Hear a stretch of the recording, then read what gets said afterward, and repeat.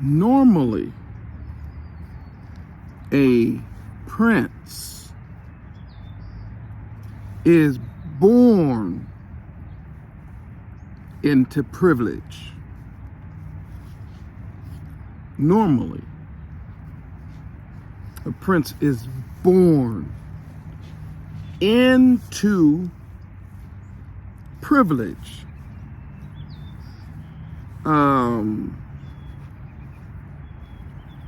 Most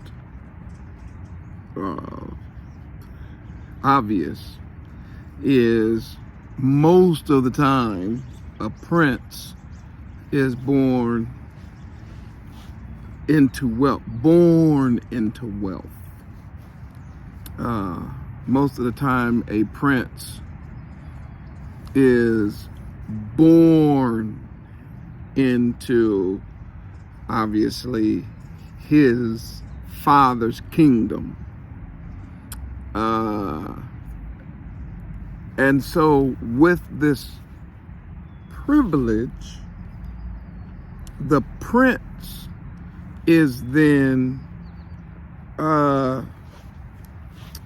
he is primed, or he is positioned from birth. He is placed in a position to become a king. And with that privilege, it's not just the physical things like silver, gold, money, lands, and all that. But the prince is also privileged to have advisors.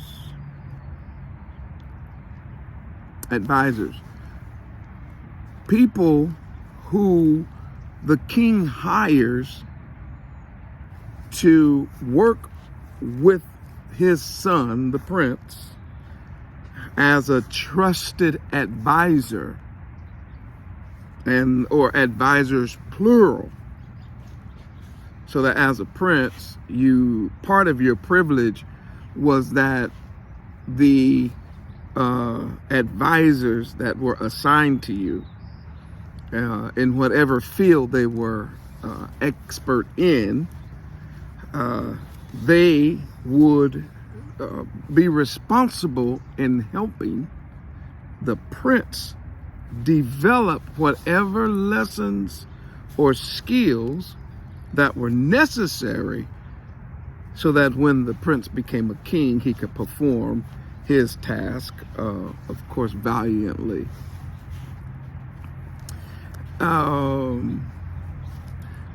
Part of the job of the advisors, as they worked for the king, was to make sure that they would advise the prince in ways and manners that would be pleasing to the king, and of course would be righteous.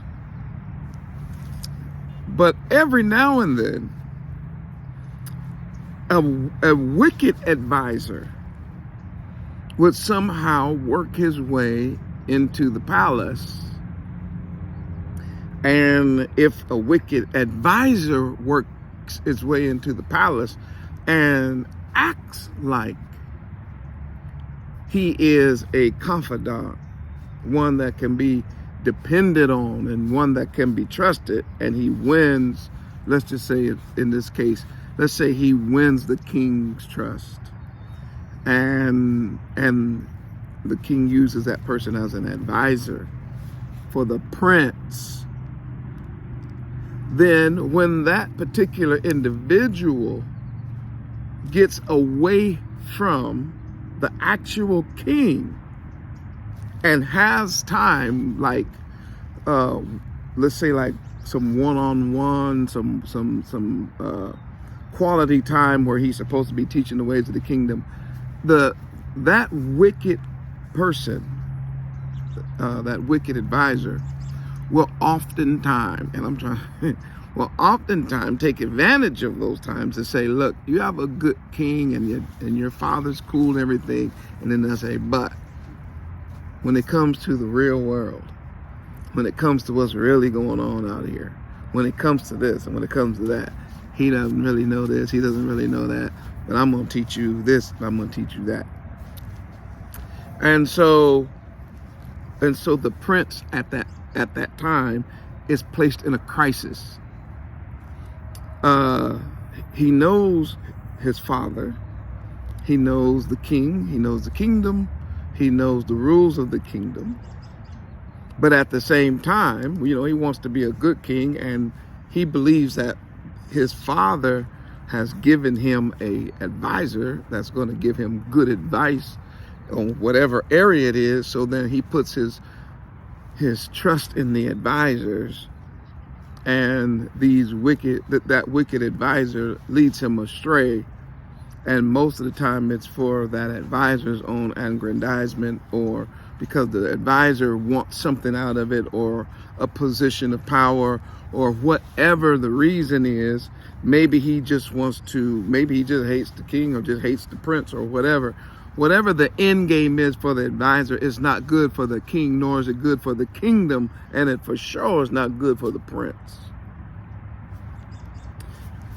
So what kingdoms would do, and this is powerful, is that you not only had the king that was advising the son who grew up in privilege concerning what is right and wrong, but you also had other people in the kingdom that were there to obviously and hopefully give words of advice just in case they saw the prince going crooked. I mean, why is this prince doing that? And then they could go to the prince and say, listen, I don't know what's going on with you right now, but your father, the king, and the rules to the kingdom are such and such. And as the prince, man, you tripping, you going off. See, and if you have that kind of person in the kingdom that can see that and would go to such a one that has the privilege, it would be the hope of the commoner as he speaks to the prince, that the prince will speak to the king. And then if he says, why, father, I was told such and such and such and such, and you're doing it like such and such and such and such, and the kingdom is such and such and such and such, right? The father would ask the question, okay, who told you that? And at that point, the prince would then properly respond, advisor so-and-so told me that. Master so-and-so told me that. And so then the king would then deal with that person. Why? And most of the time that person would probably be locked in prison or banished or even worse. Why? Because when you grow up in privilege, or you grow up privileged, especially if you're in a position to one day rule, then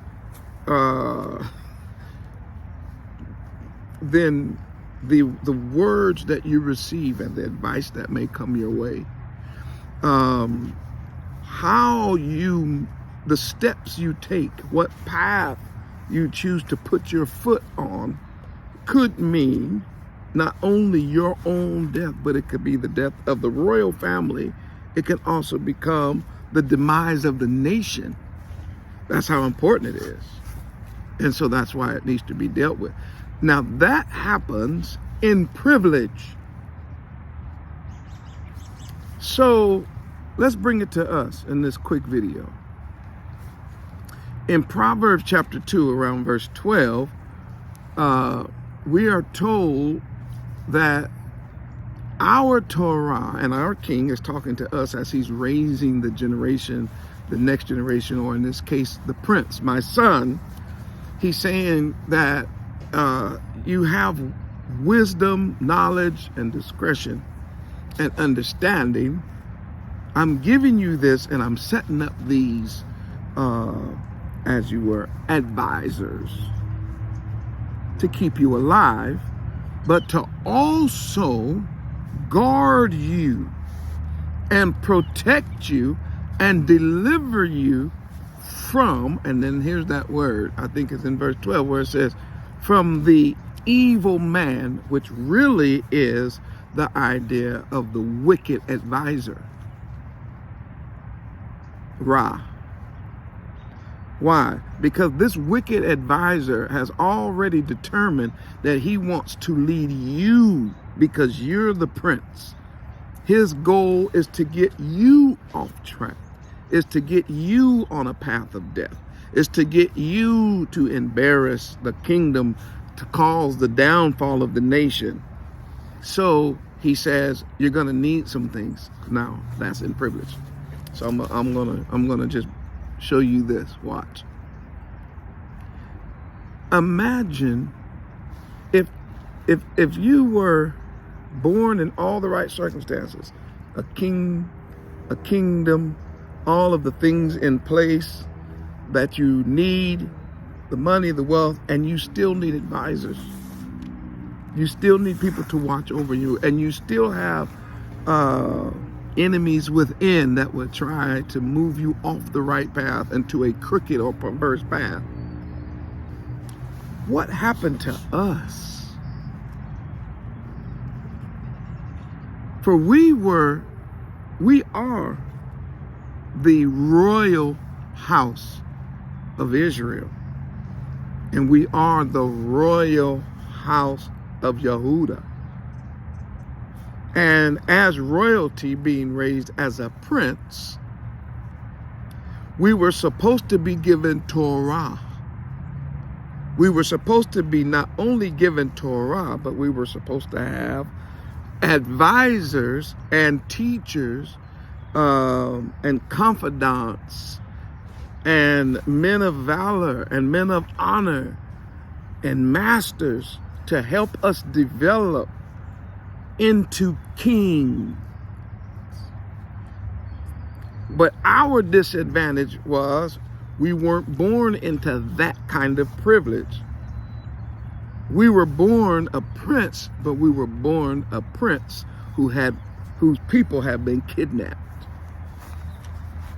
whose people had been captured, whose nation had been enslaved, and whose advisors were bringing that which was Ra, or that which was evil, that which was dysfunctional, so that the generations grow up with dysfunction because they've been taught dysfunction from their leaders, from the evil men that were supposed to be there to teach them the covenant and to teach us, if you want to use that, to teach us how to walk in the right paths.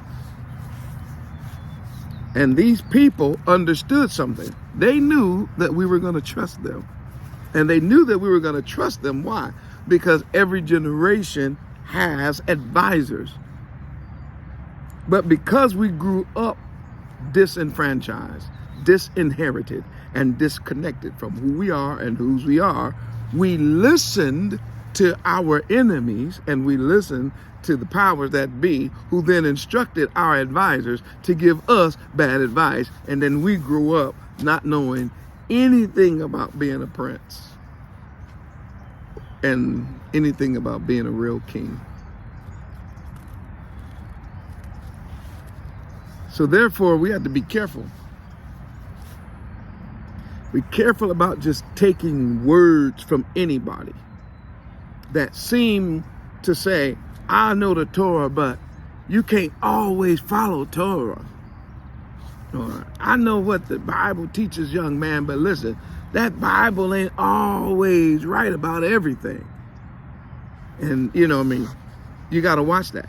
Or you got to say, or you hear people say, I know you want to be holy and righteous, but let me tell you something. A lot of that stuff has been done away with. We live in a new day now. all of those wicked advisors, if we were in a real kingdom and they were found out, they would get checked on it. But unfortunately, we're not in our homeland and we are no longer in our kingdom. So therefore, these men can say and do whatever they want, and there's no checks and balances. But the result is the destruction of the prince, the destruction of his family, and the destruction of the kingdom. So as we raise kings and queens, we got to make sure that they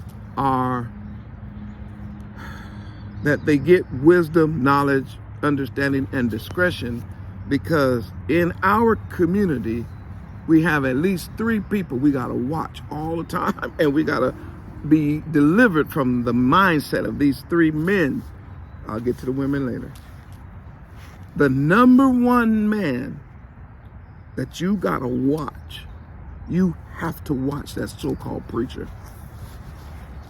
That's the first one, the preacher, yes.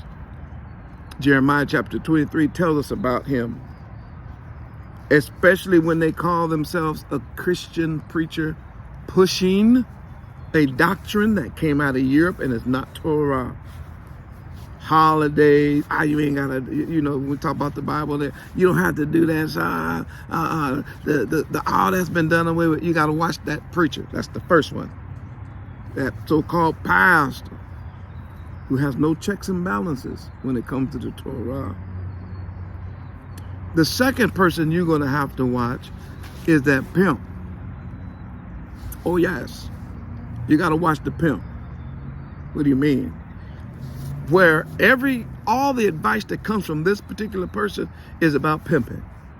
You're gonna either be pimping your family, you're gonna pimp your sisters, you're gonna pimp your cousins, you're gonna pimp your friends, you're gonna be pimping everybody because you're a pimp and you think that the pimp life is the way it really is. So that you gotta watch that pimp guy. He comes in several different forms. He comes in the forms of gang leaders. He comes in the form of the player. He comes in the form of the guy, he's the pimp. Watch that snake talk from those pimps. All right? Because they're always, again, oh yeah, you follow that Bible, young man. And sometimes that pimp and that preacher, they're not too far apart. Sometimes the pimp is a preacher, and sometimes that preacher is a pimp. But I just want you to understand that, all right? That there's bad advice. Then we have bad advice that come from the politician. So beware of that preacher, beware of that pimp, and beware of that politician. That politician is always looking out for himself. That politician will sell out his morals and his upbringing in order to advance his own causes and not the cause of the kingdom of Yah or the children of Israel. As a matter of fact, if you go to the average politician today, Zion, and you tell them, oh, I'm Israel and I'm a prince, you have anybody there be like, you what? You who? Oh no, so you can't talk about that kind of stuff here. That don't fly. So I gave you what? 3 people so far. I gave you the pimp, I gave you the preacher, and the politician. They always got some advice. That last one is that performer. And I don't care what kind of performance they are. If it's a performer, whether he is a movie star, whether he's a singer, whether he's an athlete, or whether he is on Broadway, it doesn't matter. Watch it when the so-called performers start wanting to give a prince, a real prince, advice on life. Because most performers, they have to perform for a living. That's what they do. They are performers. The prince is not a performer. The prince is not a pimp. The prince is not necessarily what you call a preacher. He is, and the prince may develop into one of Yah's heralds. But for sure, he's not putting on a show or an act. You're not just trying to become popular so that you can have wealth. Because as I said, if you are a prince, you were probably, I'm talking about a regular prince, most likely you were already born into privilege. So when we realize we are a prince, we realize we should have privilege. We should. We're like, man, I know who I am. I'm a prince. Why am I struggling? Oh, well, we're born in captivity. That's why. But the pimp, the preacher, the politician, and the performer, they will all tell the person, you don't have to worry about that. Just break the Torah and do it this way, and then you're going to be great. And the scriptures say exactly the opposite. He said, if you follow them crooked paths, you're going to hell. So, Zion, we got to raise king and queens. We have to make sure that no one perverts our way of walking and talking and living, so that we can rise up a holy nation, set apart, that's what that word means, unto Yah, to be the light of the world and the salt of the earth. One love, Zion. I pray this time together has been profitable. And just be careful. You gotta watch out for them pimps and them preachers and them politicians and those performers. They'll lead you down a wicked path. And can't no good come out of that. We'll pick this up later as we continue to make our way through the book of Proverbs. Hallelujah, hallelujah, hallelujah. If these messages are helping you, encouraging the house of Israel, subscribe to the channel. If you have already subscribed, I was just notified not too long ago that you have to like the videos. If you want to see them continue to go forward, there has to be interaction.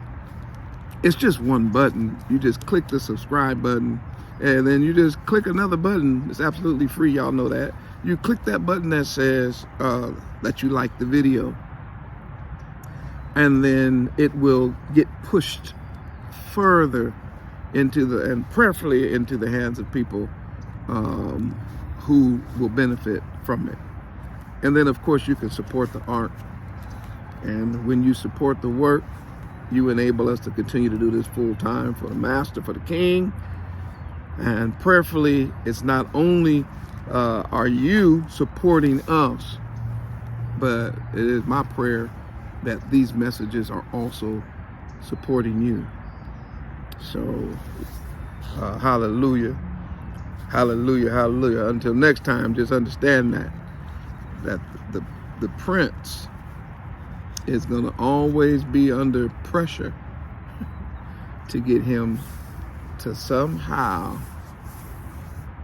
walk a crooked path. Don't do it.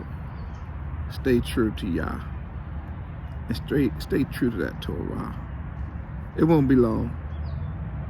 Our king is coming. The real king of Israel is coming. And we're going home to be with him where we belong.